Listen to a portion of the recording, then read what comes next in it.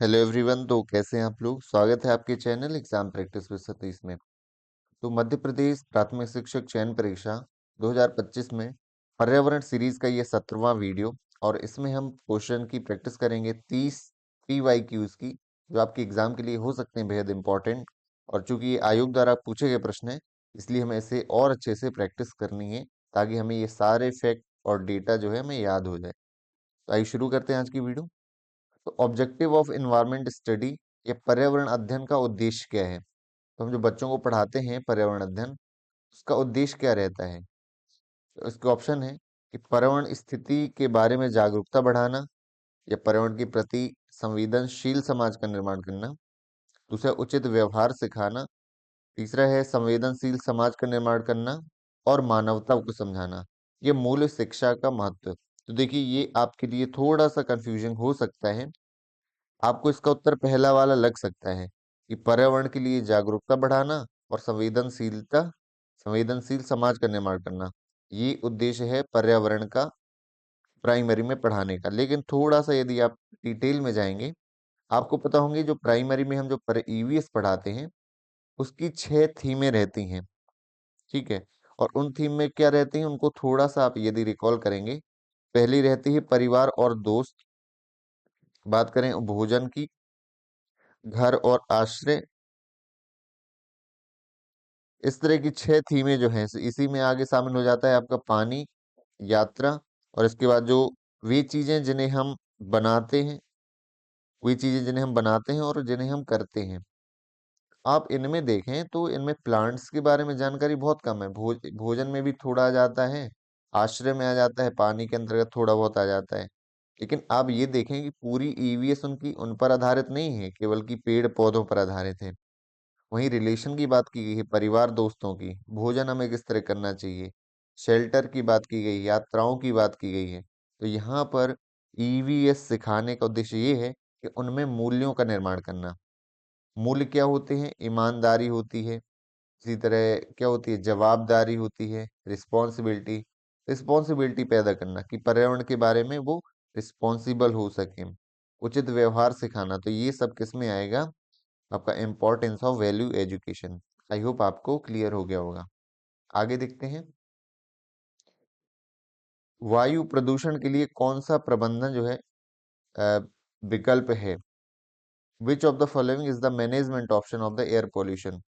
तो हमें स्वच्छ ईंधन का उपयोग करके परिवहन योजना को नियंत्रित करना चाहिए।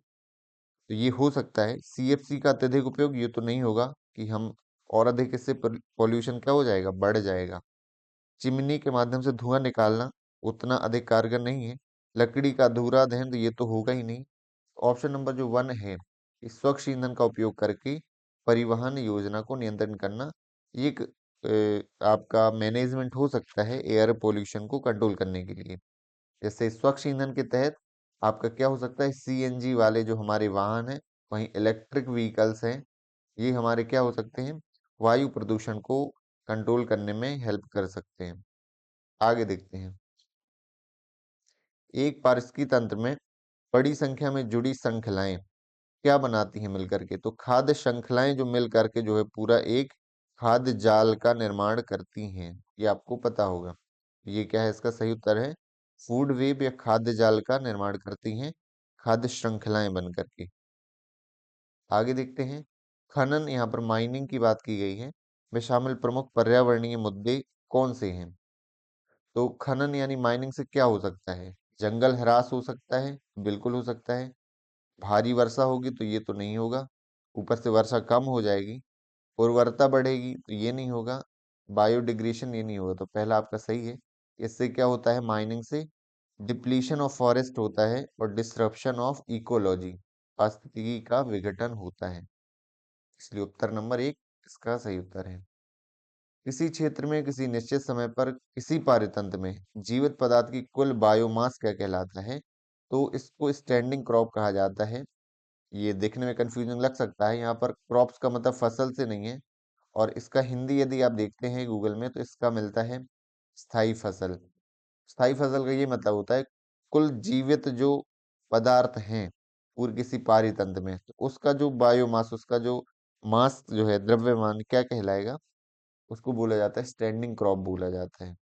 तो ये आपको याद करना है।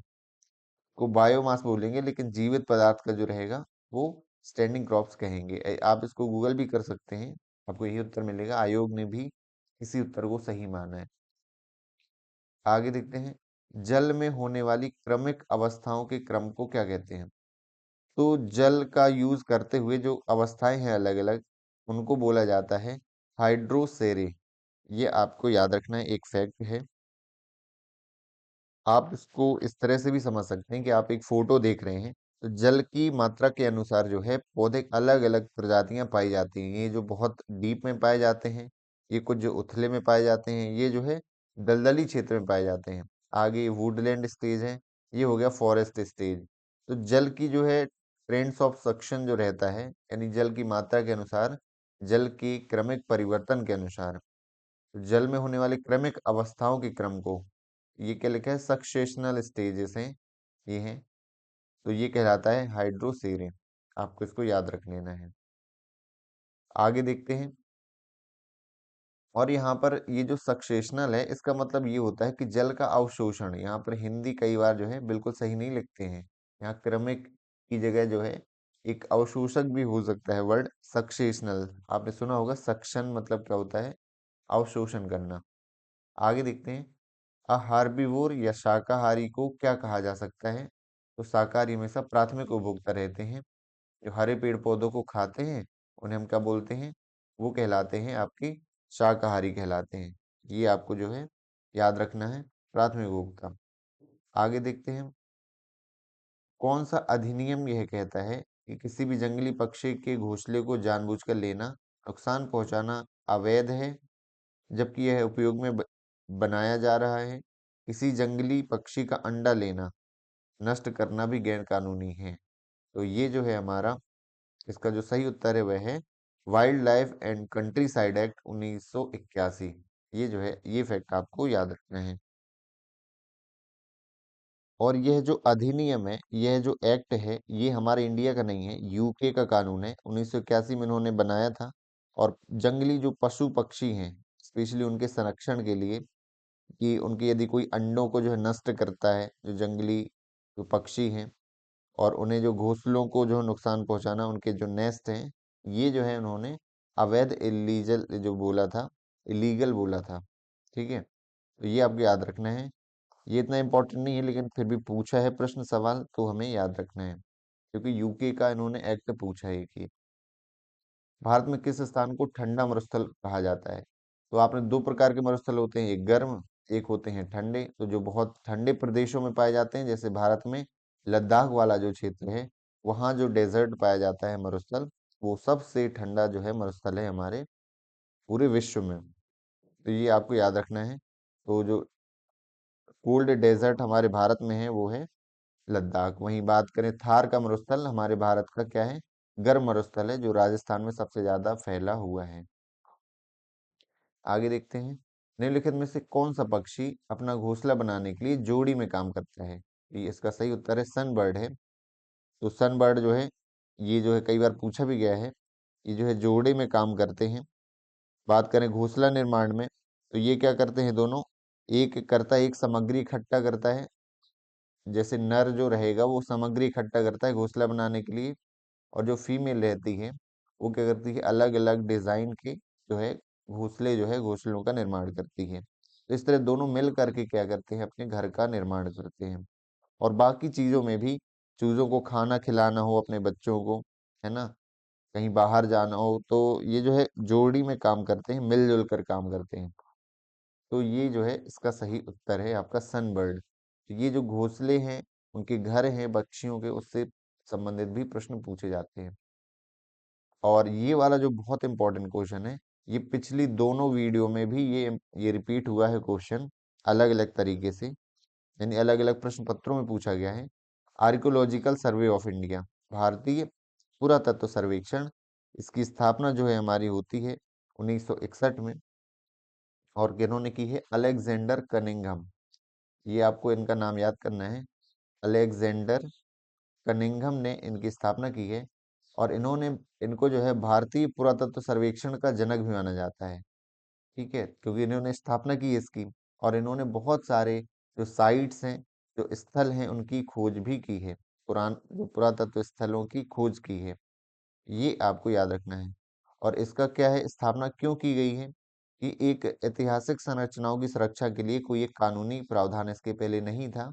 इसके लिए इन्होंने ये एएसआई की स्थापना की है, भारतीय पुरातत्व सर्वेक्षण की। आगे देखते हैं। वे पक्षी जो घोंसलों से पत्तियों को ढकते हैं, जिनमें जीवाणु रोधी गुण पाए जाते हैं, उन्हें स्टारलिंग्स बोला जाता है। स्टारलिंग्स पौधों जो है, पक्षियों का ग्रुप कहलाता है, एक प्रजाति है, जिसमें क्या करते हैं, ये घर तो बनाते हैं, ये घोंसला बनाते हैं, और इसको बाद में क्या कवर कर देते हैं, पत्तियों से। और वो पत्तियां क्या रहती हैं, जीवाणु रोधी कह सकते हैं, एंटीबायोटिक, एंटी फंगल कह सकते हैं, एंटी बैक्टीरियल भी कह सकते हैं, यानी वो आ नहीं सकते उसके अंतर्गत, बैक्टीरिया जो होते हैं, उससे सुरक्षित रहते हैं उनके बच्चे। तो ये जो है, ये स्टारलिंग्स प्रजाति के जो पक्षी होते हैं, उनमें ये विशेषता पाई जाती है। डब्ल्यूएचओ के अनुसार एक परिभाषा है, उन स्थितियों और प्रथाओं को संदर्भित करता है जो स्वास्थ्य को बनाए रखने के लिए बीमारियों के प्रसार को रोकने में मदद करते हैं। क्या चीज है जो बीमारियों के प्रसार को जो रोकने में मदद करता है? तो देखिए, यहाँ पर सैनिटेशन, स्वच्छता और हाइजीन भी लिखी है। तो हाइजीन को बोला जाता है स्वच्छता, सैनिटेशन को सफाई बोला जाता है। हालांकि कई बार सिमिलर वर्ड यूज करते हैं, इससे हमें क्लियर नहीं होता है, इंग्लिश वर्ड भी हमें याद रखने हैं। तो डब्ल्यूएचओ ने हाइजीन की ये परिभाषा दी है। हाइजीन का मतलब होता है व्यक्तिगत जो स्वच्छता है, पर्सनल हाइजीन जो है, व्यक्तिगत स्वच्छता, उसको बोला जाता है हाइजीन। तो वो क्या कहलाती है, हम डेली नहाते हैं, नाखून साफ करते हैं, कपड़े धुल के नए जो पहनते हैं, तो ये क्या है, हमारी पर्सनल हाइजीन है।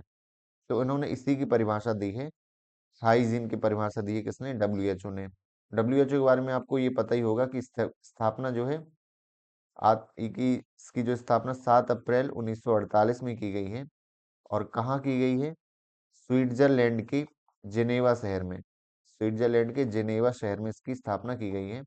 और विश्व में जो है स्वास्थ्य स्तर को बढ़ावा देना, स्वास्थ्य पर ध्यान देता है सबसे ज्यादा, कि विश्व में सभी लोगों का स्वास्थ्य स्तर जो है बढ़ जाए, अच्छा हो जाए, इस पर ये काम करता है। आगे बढ़ते हैं। WASH वॉश जो मिशन भी है, WHO द्वारा चलाया गया है, जिसका फुल फॉर्म होता है वाटर सैनिटेशन एंड हाइजीन। ये आपको याद रखना है, एक बहुत बड़ा मिशन है, वर्ल्ड लेवल पर जो चलता है, वॉश मिशन। फुल फॉर्म इसका W से वाटर है, सैनिटेशन है, और हाइजीन है। ये आपको याद रखना है। यूएसए ने मनुष्यों को अंतरिक्ष में भेजने वाला संयुक्त राज्य अमेरिका कौन सा देश है? ये हमारा दूसरा देश है। तो फिर पहला कौन सा है? पहला आपको पता होगा, सबसे पहला जो अंतरिक्ष में गया था, वो था यूरी गागरिन। ये जो व्यक्ति अंतरिक्ष में सबसे पहले गया था, वो है यूरी गागरिन। और ये किस देश ने भेजा था? तो सोवियत संघ जो रूस है, उसने भेजा था 1961 में। इसको आपको याद रखना है। वहीं बात करें, भारत से भी बहुत सारे क्वेश्चन पूछे जाते हैं, कि भारत से पहला व्यक्ति जो अंतरिक्ष में गया है, उसका नाम है राकेश शर्मा। क्या है? राकेश शर्मा। तो पहली जो महिला भारतीय मूल की है, वो जो भेजी गई है अंतरिक्ष में, वो उसका नाम है क्या? कल्पना चावला।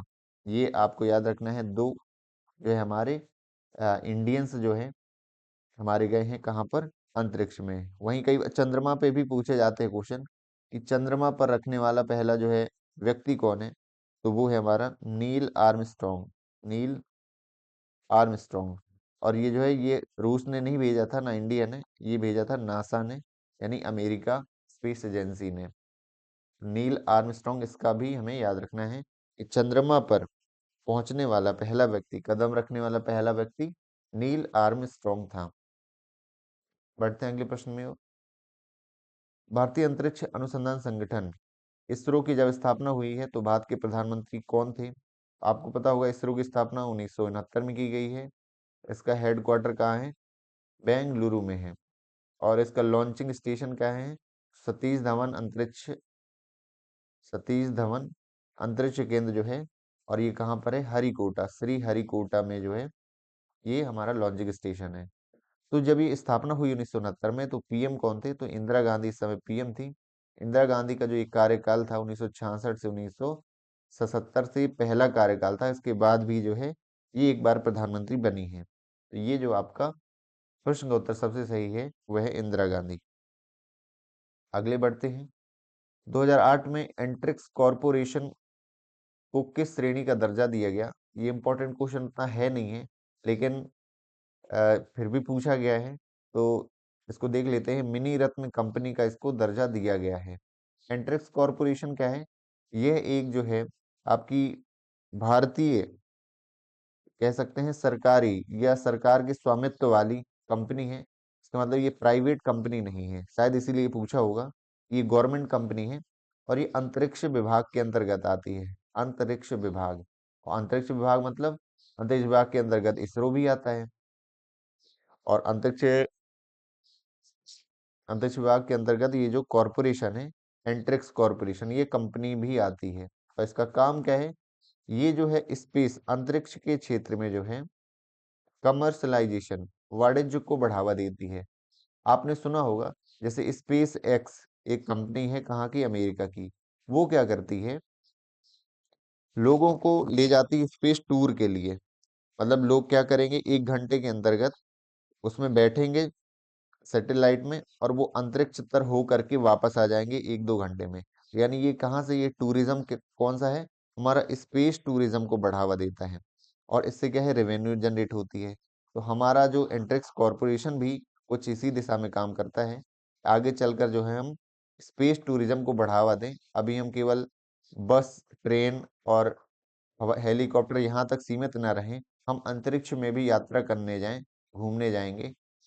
तो ये जो है इसको बढ़ावा देने के लिए एंट्रिक्स कॉरपोरेशन है, क्योंकि इससे पैसा मिलेगा, सीधी सी बात है, और इससे और डेवलप होगी हमारे अंतरिक्ष प्रोग्राम को, मदद मिलेगी। क्योंकि सरकार कहाँ तक उसमें खर्च करती रहेगी, इन्वेस्टमेंट बहुत ज्यादा होता है हमारे स्पेस जो अंतरिक्ष विभाग में। इसका सही उत्तर था हमारा मिनी रत्न कंपनी। और मिनी रत्न ये कंपनी होती है कि पिछले जो 3 सालों में कम से कम 30 करोड़ का जो है आपका प्रॉफिट होना चाहिए, और लगभग जो है 120 करोड़ का आपका टर्नओवर होना चाहिए। ये मिनी रत्न कंपनी जो है कहलाती है। तो इसको जो है आपको याद रखना है। आगे देखते हैं। 19वां क्वेश्चन है, 18वां क्वेश्चन। पीएसएलवी का पहला सफल परीक्षण कहाँ हुआ है? तो हमने इसके पहले इस वीडियो में देखा था कि इसको वर्किंग हॉर्स भी कहा जाता है, ये सैटेलाइट में, क्योंकि सबसे ज्यादा सफल परीक्षण प्रक्षेपण इसी ने किए हैं हमारे जो सैटेलाइट के हैं।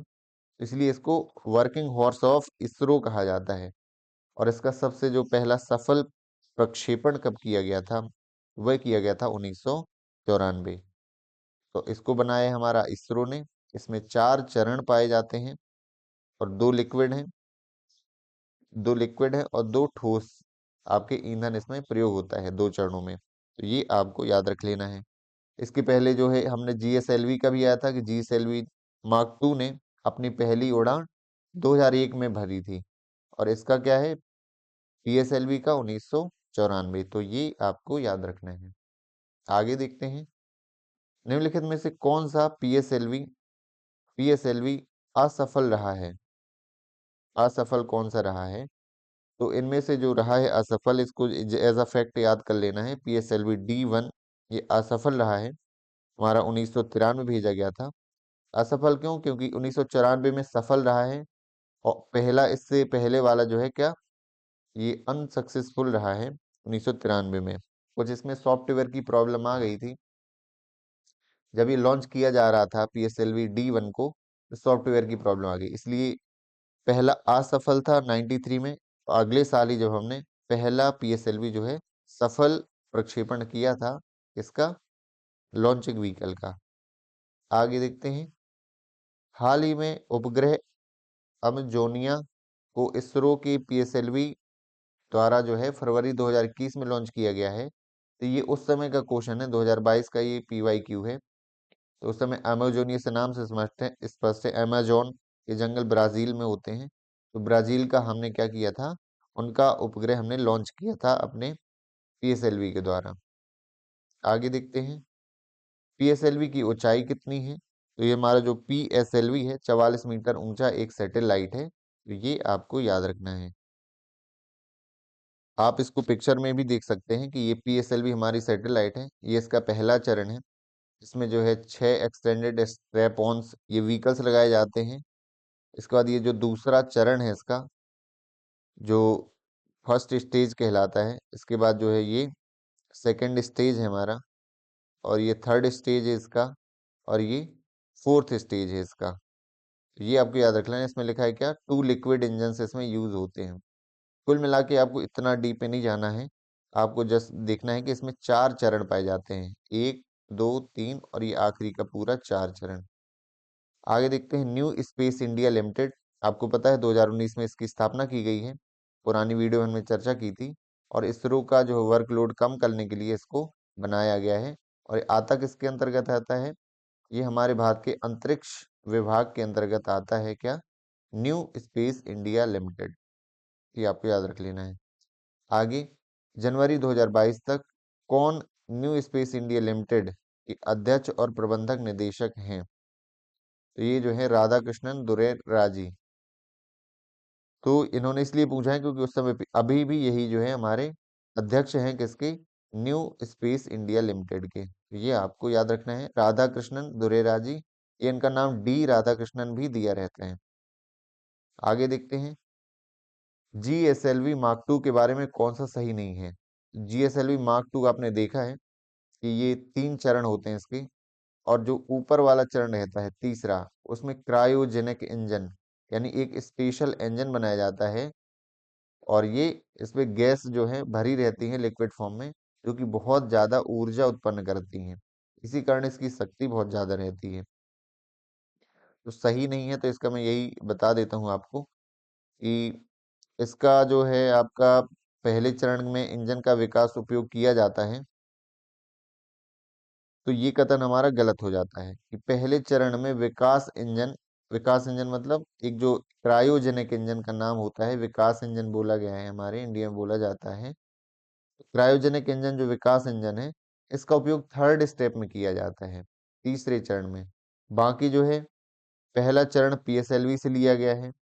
और आगे देखते हैं स्ट्रैप ऑन इंजन विकसित उपयोग किया गया है सीई 7.5 तरल तरल प्रणोदन प्रणाली केंद्र द्वारा पहला क्रायोजेनिक इंजन है। तो भारत द्वारा विकसित किया गया ये क्रायोजेनिक इंजन यूज किया गया है किसमें, जीएसएलवी मार्क टू में।